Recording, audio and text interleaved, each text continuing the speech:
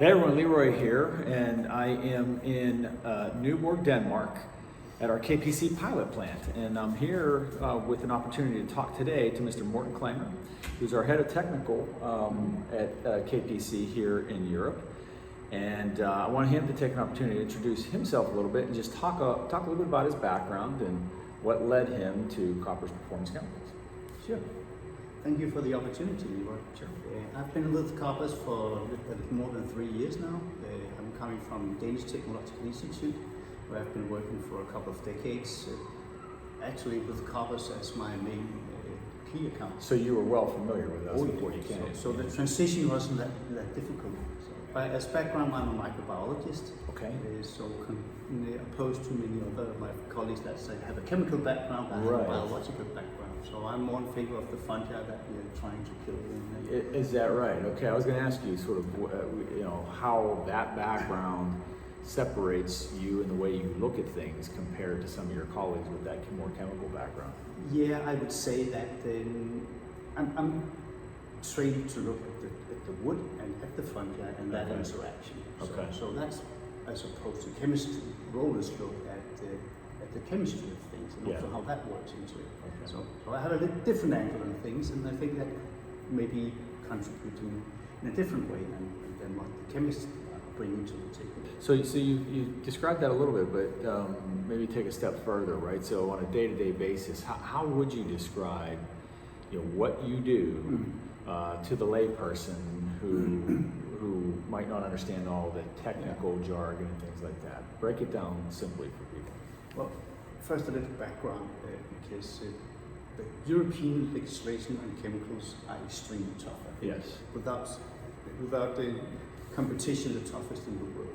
So everything we do from R&D, from product introduction, has to comply with those strict rules. Mm-hmm. So my main focus is to try to be the link between R&D, product development, product introduction, and regulatory, to make sure that all our ingredients, all our products comply with things that we do. Mm-hmm. So we can't just take anything from the shelves and use in our products. Right. Even introducing products from the US, we can't just say, wow, you have a great product that works in the US, let's use that in UK, Europe as well. Yeah. We'll have to look at whether that is even possible. Right. Or we have to tweak it, change some of the ingredients, things like that. MicroPro is a great example. MicroPro is a prime example of that.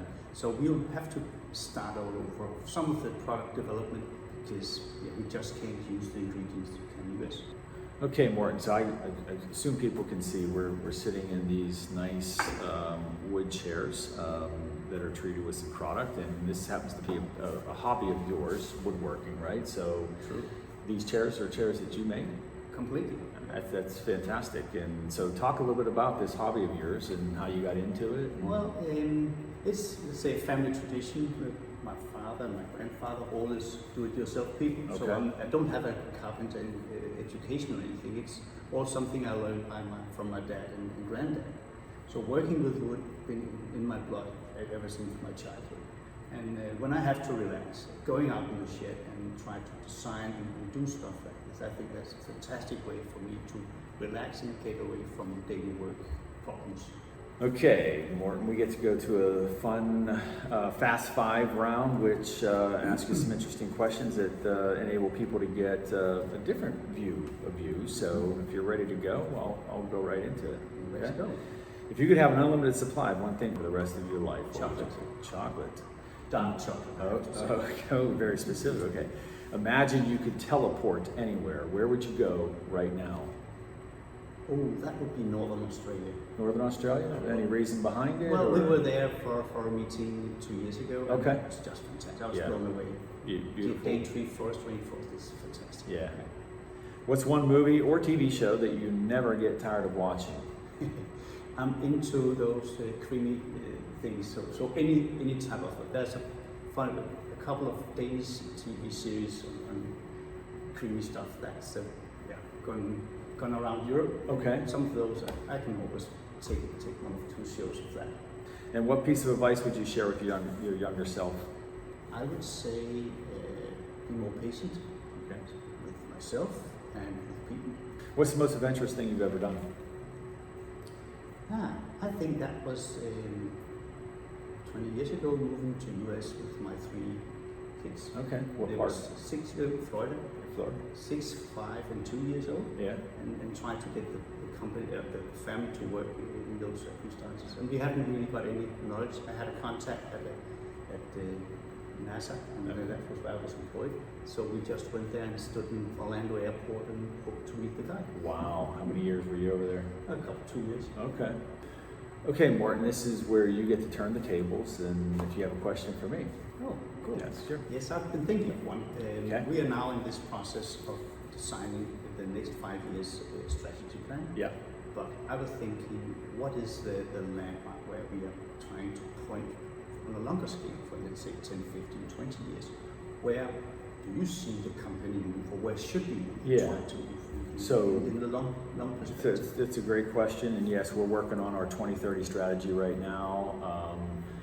And I would say, you know, it's tougher and tougher as it relates to, you know, strategic planning nowadays and taking that long-term view, because the world just changes so quickly, and you're throwing curveballs that are bigger and sharper than ever, that you know, you have to leave yourself an ability to be flexible, agile, and shift somewhat on a dime. And obviously, the bigger companies get, the tougher it is to be able to do that. I've always loved the fact that we have a diversified business model that really balances each other. These businesses balance each other well. I would absolutely love to see that continue to be a strong component of our business going forward. The biggest thing I would say is, as we know, the world is continuing to move to you know, protect our planet for future generations. Decarbonization is absolutely a trend that will continue, and a focus on companies being more responsible in terms of what they consume, how they consume, and what they produce going forward is going to be a focus. So for us to want to continue to survive and be relevant in the industries we're in, or even thinking about being in, we have to think of the long game in terms of making sure that we're able to produce products in a way that obviously provide value for our customer base and the world, but also be able to do that in a responsible manner. So it's very, very high level, but at the end of the day, if you don't have a business that can survive in the world that this world is going to look like in 10, 15 years, it doesn't matter what you're doing. And so we want to be at the forefront of that always, in terms of keeping our eye on the ball and trying to stay a step or two ahead of where the world is going. And I think we've done a pretty good job of that. I think our sustainability story is a really good one, taking, you know, recycled, or taking byproducts and renewable resources and using them as a key part of our supply chain. That's a good basis and a good start for having a business. And so continuing to build around that and making sure that we're able to do that in a responsible way while taking care of our people would be my answer. I know it's high level, but that's what I see. So thank you for the question. I appreciate that. Really enjoy spending the 10 minutes or so with you here to go through this interview. The NASA piece, we'll have to come back and revisit sometime, because that sounds like a pretty interesting story. So, but from Nyborg, Denmark, the pilot plant here for KPC, Morten Klamer, Leroy Ball. Good day, everybody, and look forward to seeing you on the next 412 or employee video. Thanks, everyone.